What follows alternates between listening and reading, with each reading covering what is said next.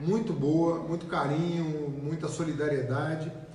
E aí eu resolvi tirar aqui uma meia horinha para conversar com vocês sobre algumas perguntas que estão me chegando, assim, que são muito comuns e que eu ainda não tive tempo de responder e que eu estou a fim de responder hoje para vocês na véspera da eleição. Então vou ler algumas perguntas do jeito que chegaram, mais ou menos, e vou responder do meu jeito. Mas a primeira é muito recorrente, como foi percorrer o Brasil nessa campanha linda e vibrante? Qual a energia que sentiu pelas suas andanças? Olha, o Brasil está com muita esperança nessa eleição. As pessoas, com razão, acham que a eleição, que a festa da democracia, é o melhor caminho para resolver qualquer crise. É a soberania popular definindo o rumo do país, que é no que eu acredito desde sempre, desde a qualquer saída autoritária, a qualquer ditadura de direita, de esquerda, né? Ditadura é sempre ruim, tortura, esse tipo de coisa nunca fez parte da minha vida, graças a Deus. Então eu sempre fui um amante da liberdade. E quando a gente vai para a rua, a gente vê a liberdade estampada nos olhos das pessoas, no sorriso das pessoas. E andar o país como eu andei como ministro da educação, é um pouco diferente. Porque eu andava pelo país inaugurando escola, inaugurando universidade. E agora eu estou andando o país, assim, querendo mostrar para as pessoas que o Brasil tem uma solução fácil, que o país é viável, que a gente não precisa viver esse sofrimento. E é muito bom ver que a mensagem chega. A mensagem da TV, dos debates, acaba chegando e muita gente acreditando que é possível retomar o Brasil, fazer o Brasil ser feliz de novo, que o Brasil tem um rumo traçado, tem um projeto de desenvolvimento, e sentir isso nas ruas é muito bom mesmo. Recomendo a todo mundo participar da vida política do país, nem que seja por um tempo, não precisa dedicar a vida inteira à política, mas se você puder abrir um parênteses na tua vida e participar da vida pública, num projeto que você acredite, eu te recomendo, porque é uma doação que você faz para a sociedade. E se doar é sempre muito bom. Olá, aqui Haddad, meu presidente, conta como foi a sensação de representar o Lula nessa campanha. Você está ansioso para amanhã? Bom, o Lula tem mais de 4 décadas de vida pública, é uma pessoa que percorreu esse país inúmeras vezes, né? Eu mesmo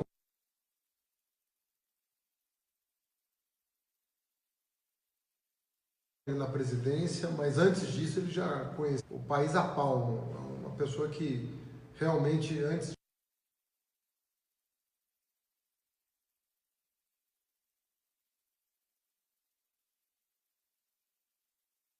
da presidência fez um trabalho de tristeza, porque eu queria o Lula, mas o Lula sabe que ele é um projeto, que ele representa um projeto que não podia estar ausente dessas eleições. Então a responsabilidade é enorme de representar um projeto tão vigoroso que encantou o mundo, né? O Lula foi uma das pessoas mais celebradas do mundo, é até hoje uma pessoa celebrada no mundo inteiro. Então é uma grande responsabilidade, é uma grande emoção. E assim, eu sou uma pessoa muito tranquila, né?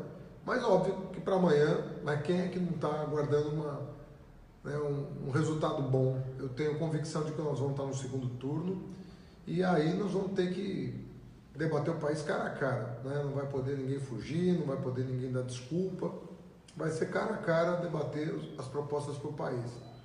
E isso vai ser bom para o Brasil. O Brasil sempre ganha quando tem um segundo turno, sempre ganha, porque aí ninguém pode escamotear, ninguém pode se esconder atrás da falta de proposta, atrás da sua incompetência, atrás da sua inexperiência. Ninguém vai poder fazer isso. Vai ter que se apresentar como é, vai ter que prestar contas do que fez, do que não fez, de maneira que eu estou animado para amanhã. Eu acho que nós vamos chegar lá. Se Deus quiser, na segunda-feira, uma que vai ser mais propositiva, que é o que o povo brasileiro deseja. Uma visita ao Lula, sobre o que conversaram. Bom, em toda visita que eu faço ao Lula, eu tenho que dedicar uma parte do tempo à questão jurídica, né? Porque há vários recursos sendo julgados no Brasil e no exterior. O que eu considero mais importante é o que tramita na Organização das Nações Unidas, que deu uma liminar para ele participar da eleição que foi desconsiderada pelo governo brasileiro, mas o ano que vem vai ter um julgamento de mérito sobre se foi justo ou não tirar o Lula das eleições. Então eu estou dedicado a estudar esse processo em particular, que eu acho que é muito importante para o Brasil, para passar o país a limpo, saber se foi justo, se não foi justo, né? Acho que todo mundo quer saber disso, todo mundo tem o direito de saber disso, dessa pessoa que é o líder e que merece ser tratada com dignidade pela justiça. Então, foi assim. A segunda parte da conversa que eu tive com ele, obviamente, já na saída ali, sobre política. Ele está muito animado porque em menos de 4 semanas nós conseguimos passar uma mensagem para o país, né? Não foi fácil aquele dia, todo mundo sofreu muito com a decisão do tribunal de indeferir o registro. Ato contínuo, o próprio presidente decidiu quem iria substituí-lo, me deu a honra e o privilégio de cumprir essa missão, esse papel, e eu penso que até aqui nós desempenhamos da melhor maneira possível. Era muito pouco tempo, o país é enorme, 1000 contradições que precisam ser resolvidas, propostas. Eu tive a felicidade de coordenar o programa de governo, isso ajudou demais, porque eu tenho o país na cabeça, mas, de qualquer maneira, foi um grande desafio chegar até aqui. Mas, enfim, chegamos e vamos, a partir de segunda, se Deus quiser, se você ajudar, nós vamos inaugurar uma nova etapa dessa campanha e vai ser bacana esse segundo turno, eu posso te assegurar isso. Pode comentar sobre essa campanha suja que estão fazendo no submundo contra o senhor? Olha, eu não quero acusar, mas eu sei de onde sai essa campanha suja de submundo. Por causa do tipo de mensagem, entendeu? E porque eu conheço os concorrentes, sabe? Eu fui ministro com a Marina, com o Meirelles, com o Ciro, do governo Lula. Eu aqui em São Paulo, o Alckmin era governador, eu era prefeito. Então a gente mais ou menos sabe a política.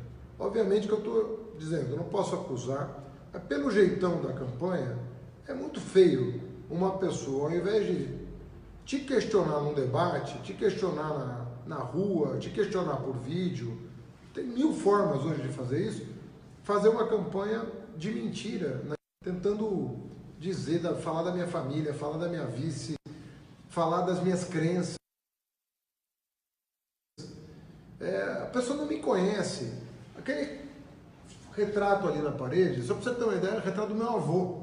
Meu avô era um líder religioso no Líbano, que é respeitado até hoje. Ele deixou o Líbano há mais de 60 anos e até hoje é lembrado pelos valores, pela integridade, pela moral, pela família que tinha. Eu sou casado há 30 anos com a Anistela, que está aqui do meu lado. Temos uma família, graças a Deus, unida. Minhas irmãs, minha mãe, a gente está muito junto, muito próximo.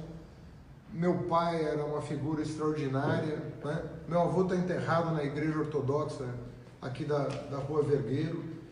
E a minha vice é igual. Minha vice é uma pessoa extraordinária, uma pessoa, enfim, que prega o amor, que prega a solidariedade, que prega os melhores valores que você pode imaginar.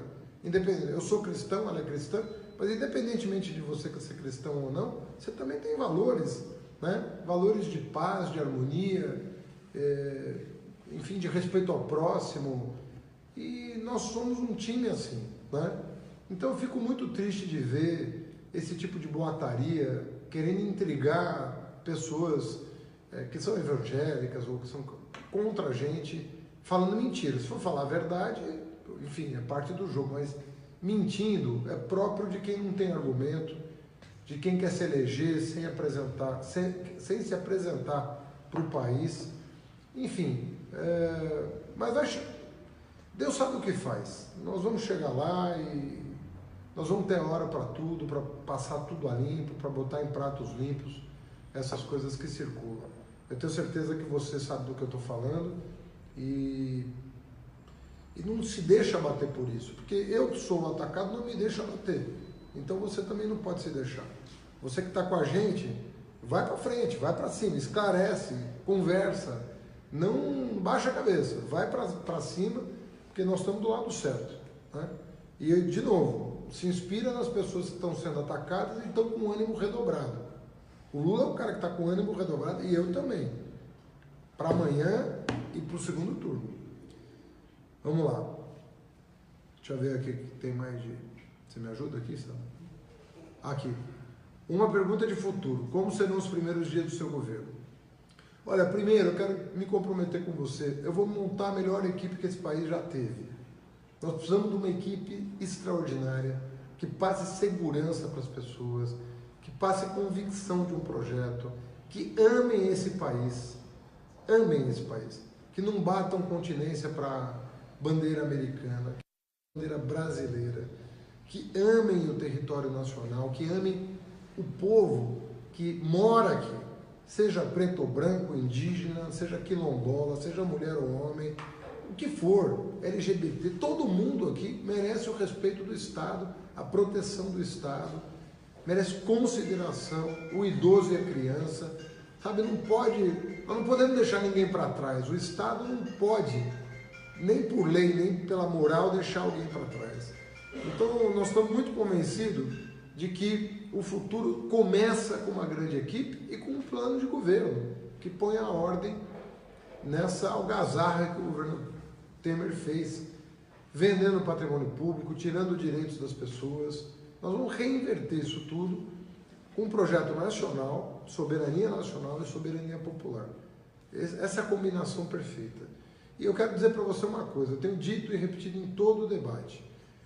Carteira de trabalho numa mão, livro na outra. Carteira de trabalho numa mão e o livro na outra.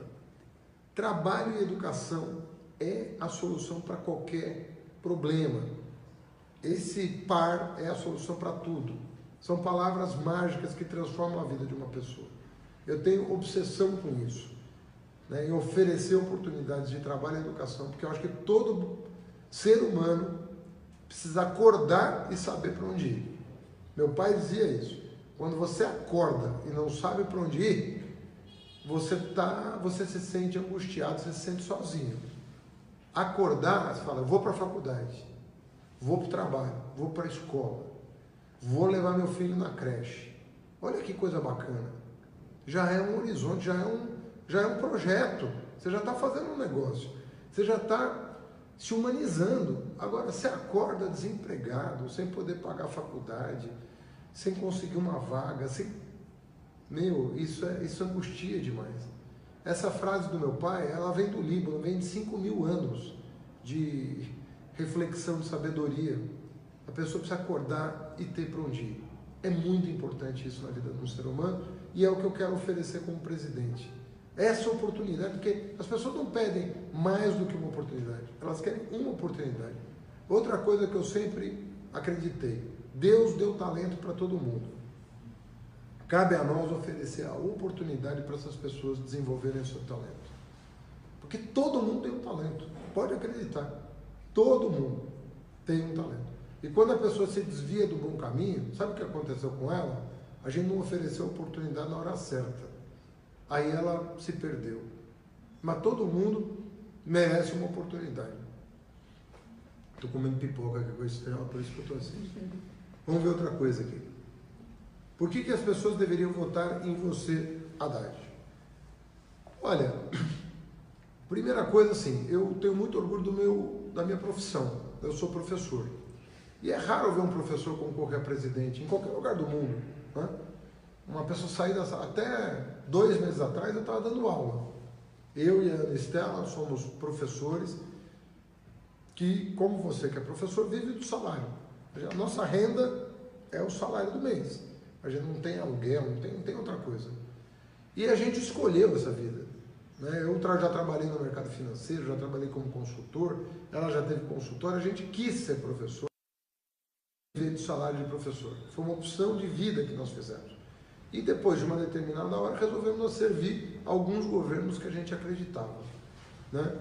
Então, eu acho que ter um professor na presidência vai ser uma coisa nova, vai ser uma experiência nova para o país, porque a gente acredita que isso muda a vida. Dar aula, orientar, é um ato de doação também. E nós entendemos a nossa profissão como um gesto, né, de entrega para a sociedade. Todos os professores sabem do que eu estou falando. Quando você pisa numa sala de aula, você tem que abrir teu coração, você tem que se entregar para que as pessoas consigam se apropriar daquilo que você está tentando transmitir. Então, eu acho que a principal coisa. Segunda coisa, a experiência que eu tive. Eu fui ministro. Eu sou o ministro que mais tempo permaneceu à frente do Ministério da Educação, que está vivo. Teve outros 2 que passaram mais tempo que eu no Ministério da Educação, desde a fundação do Ministério, né? Então, eu tenho uma larga experiência no Ministério da Educação. Fui prefeito da maior cidade do país, cidade de São Paulo, então totalmente. E vou arrumar as finanças do Brasil. Acho que por tudo isso, por acreditar no trabalho, na educação, nas contas ajustadas, por acreditar que o poder público pode fazer muito pelas pessoas, Oi. Antes de você responder a próxima, eu posso complementar? Pode. Oi, gente, tudo bom? Bom, hoje é um dia que a gente está, assim, aqui, tem 2 sentimentos, né? Eu acho que temos um sentimento de beleza e de um momento crucial da história em que a gente teve o privilégio e a oportunidade de viver um primeiro turno, uma primeira parte da campanha, muito bonita, muito viva, muito vibrante pelo Brasil inteiro. Então, sentir a energia de vocês que estão aqui nos assistindo e de quem não está também, mas de quem trabalhou, militou, foi para a rua, vibrou e está se posicionando nessa campanha, é uma coisa maravilhosa. A gente sente que a gente não está sozinho, que a gente está lutando por um projeto que muita gente também deseja, né? Ao mesmo tempo, a gente está apreensivo pela forma com que alguma candidatura, possivelmente, está conduzindo esse processo, né? A gente não está conseguindo ter certeza de tudo que está acontecendo, mas a gente consegue perceber que tem coisas que subterraneamente estão acontecendo e que não são as mais corretas. Mas eu queria falar, e esses dias tive a oportunidade de responder essa mesma pergunta numa entrevista, e pela convivência de todos esses anos que eu tenho com o Fernando, eu acho importante também que nesse momento que a gente vai votar, vocês saibam que o Fernando, do meu ponto de vista, além de, eu acho que na escolha acadêmica que ele fez e na trajetória que ele tem dentro de todas as áreas que ele passou academicamente, primeiro no direito, depois na economia, depois na filosofia e também como professor de ciência política, eu demorei um pouco para fechar essa equação, né? Às vezes as pessoas olhavam, mas ele está mudando de área, ele está mudando de novo de área. Não, ele não estava mudando de área. Na verdade, ele tinha uma mesma questão na cabeça sempre e que foi norteando a trajetória dele. E a questão que sempre motivou e que sempre o inquietou e que sempre o fez buscar mais conhecimento foi pensar a sociedade, pensar o Estado, pensar como a coisa pública deve ser, né? E nos últimos 16 anos ele também teve experiência profissional prática antes disso, e enquanto estava na academia, trabalhou no comércio com o pai dele, teve que ganhar a vida, teve que arregaçar a manga e a luta na vida real e não só na reflexão acadêmica. Mas quando ele chegou, faz 16 anos que ele está na gestão pública, né? Eu acho que ele tem um legado importantíssimo, que está aí, para quem quiser ver. Ele tem 7 anos de Ministério da Educação e o maior especialista em educação, na área de educação do país, que é o Célio da Cunha, escreveu um livro sobre o período democrático no Brasil. E esse livro faz um capítulo muito especial, né? E fala do Fernando como estadista na educação. Eu não estou falando isso para gabar, eu estou falando porque nesse momento a gente tem uma escolha importante a fazer. E eu acho que é muito... Depois é muito importante que a gente conheça qual é o perfil, o que os candidatos já fizeram na vida pública, né? Então, conhecer o legado do Fernando na educação é importante. Uma outra questão, o Fernando foi prefeito da cidade de São Paulo, a maior cidade do Brasil, uma megalópole, uma das maiores cidades do mundo. E a gestão dele ganhou pelo menos 10 prêmios, né, por medidas que foram tomadas, algumas delas internacionais. Uma delas, por exemplo, o plano diretor da cidade de São Paulo recebeu o principal prêmio do mundo, que é o Habitat, né, que é do Habitat. Então, são algumas questões que eu acho que são super importantes, né? Além disso, eu acho que o Fernando é uma pessoa muito comprometida, que se sensibiliza com a dor das pessoas e que quer muito que o Brasil seja um país melhor para todos. Olha, acabamos de receber uma notícia aqui, o Stuquinha trouxe aqui. O TSE acabou de derrubar 35 notícias falsas contra mim e a Manuela, que atingiram milhões de pessoas. E estão me pedindo para falar sobre isso. Eu acabei de falar. Quer dizer, é um absurdo você ficar mentindo pela internet. O que você ganha fazendo isso? Estou falando para o meu adversário que está promovendo isso, gastando milhões de reais, promovendo notícias falsas. Isso custa dinheiro que podia estar sendo dedicado para outra coisa, para ele apresentar proposta, para ele falar o que vai fazer com o país. Fica difamando, caluniando uma pessoa. Se fosse verdade o que está circulando na internet, a justiça não derrubado. Derrubou porque é falso. Porque quando você fala uma verdade, a justiça deixa correr. Mas quando é falso, acontece esse tipo de coisa. Estela, uma pergunta aqui. Não sei se você quer que eu saia ou não para responder, mas perguntaram como é que é ser casado há 30 anos comigo. Deve ser um sufoco danado. Olha, é muito bom, né? A gente se escolheu, né? Acho que escolhemos um ao outro, escolhemos levar a vida juntos. Eu escolhi primeiro. Nunca é fácil, não é fácil levar a vida sozinho e também não é fácil a gente estar junto em muitos momentos, né? Porque implica sempre um processo de buscar conciliar, né? Cada hora um quer uma coisa. E é claro que as escolhas do Fernando me encantam, né? Acabaram ao longo do tempo se tornando escolhas minhas também, mas nem sempre foi fácil, né? Muitas vezes ele está no espaço público, ele tem estado no espaço público há 16 anos, mas na prefeitura e agora de forma mais intensa, né? E muitas vezes é difícil, né? A gente, de certa maneira, tem que dividir nosso companheiro com muita gente e muitos compromissos e muitas agendas, e isso sacrifica um pouco, eu diria que bastante, a vida pessoal, né?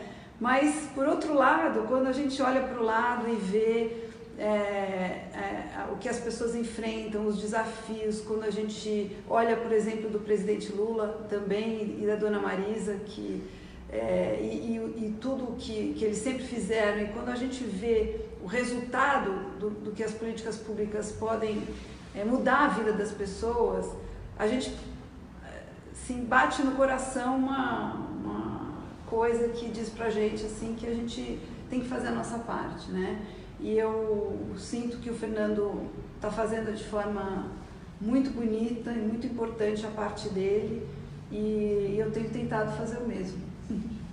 Olha, a última pergunta é sobre a minha família, né? Que eu falei da minha família no debate da Globo, e tem gente que pediu para falar um pouco mais, né? Bom, eu tenho uma família bacana para Chuchu. A minha mãe fez escola normal, portanto é professora também, dava aula particular quando conheceu meu pai, depois casou, parou de trabalhar.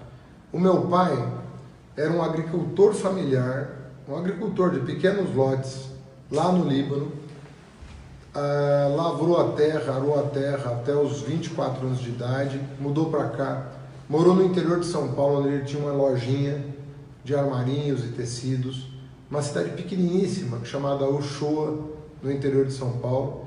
Depois de 5 anos ele fez um capitalzinho, mudou para a capital, mudou para São Paulo, onde ele conheceu minha mãe, teve 3 filhos, eu tenho 2 irmãs, eu sou o do meio, e enfim, trabalhou a vida inteira no comércio,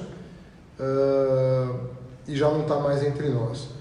Todo dia, todo santo dia, meu pai tirava 1h da noite amigo sobre o meu avô, sempre com uma história bonita para contar. Conforme eu disse para você, meu avô era uma liderança religiosa cristã no Líbano, muito respeitada, e um homem de muita sabedoria, muita sabedoria. Tanto é verdade que até hoje ele é lembrado na região onde ele morou. Os restos mortais do meu avô estão na cripta da Igreja Ortodoxa aqui da Rua Vergueiro, em São Paulo, no Paraíso, bairro onde eu morava. E eu tenho muito orgulho do que eu aprendi dele por intermédio do meu pai, os valores que ele passou para mim, né? É a referência maior que eu tenho na vida, a referência moral maior que eu tenho na vida.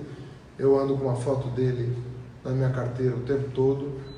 Ele me protege, eu tenho certeza disso, que o que ele representa, o espírito dele me abraça e me guia. E eu estou muito nessa trilha por conta dessa tradição maravilhosa que a minha família representa. Uma família de muito valor. E depois que eu me uni a Estela, os nossos filhos também têm... A família da Estela também é muito, muito bacana, tem os mesmos valores. A mãe, o pai, que já também não está entre nós.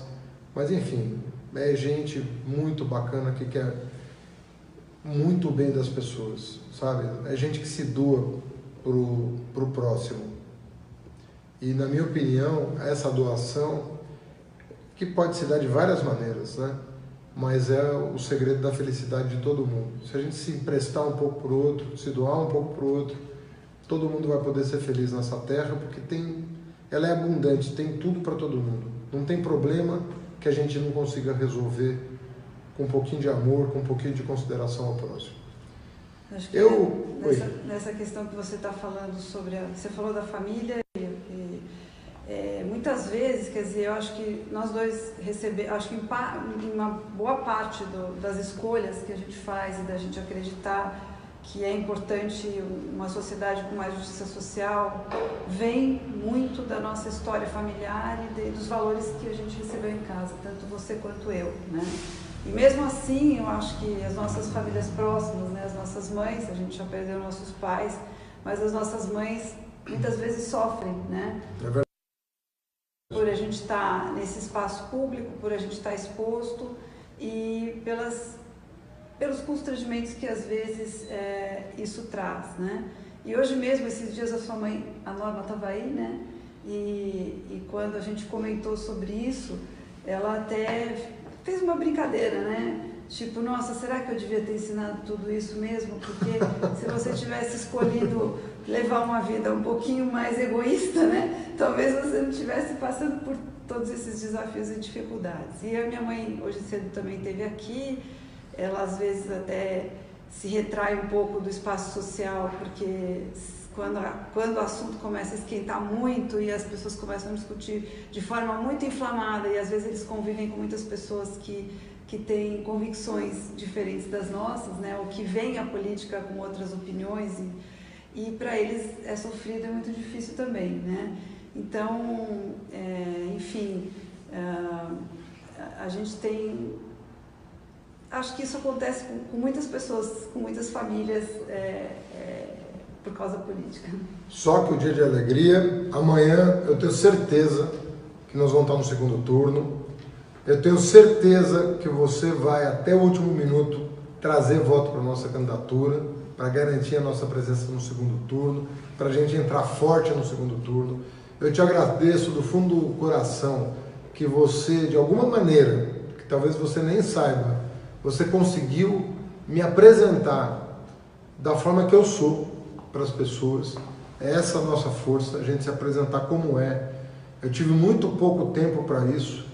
terei mais com a tua ajuda no segundo turno, e nós temos todas as condições de derrotar, sobretudo, o que significa o deputado Bolsonaro, o que ele significa em termos de retrocesso nesse país, em termos de civilidade, em termos de solidariedade, em termos de respeito mútuo, sabe? Ele é a quintessência de tudo que eu não acredito.